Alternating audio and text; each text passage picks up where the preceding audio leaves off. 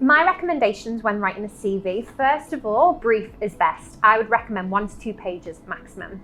Second of all, I would say make sure that you tailor your CV every time you send it out. So whether that be to different organizations, different companies, make sure that you tailor it in your first section, which should be your career objective section.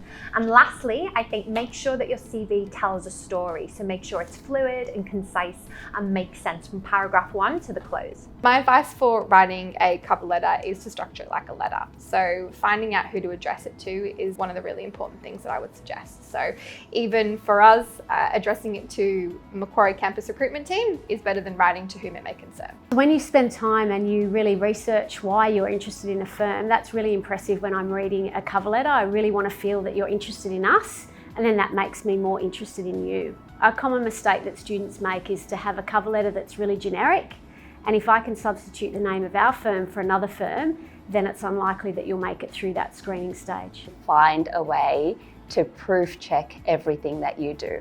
It seems like a no-brainer, but the number of CVs that we've received with typos, grammar errors, cover letters which we're applying for other jobs, immediately in a market that's saturated with applications, you would, as an employer, just skip to the next one. Provide the context to your achievements and experience. An example of this is during your work experience.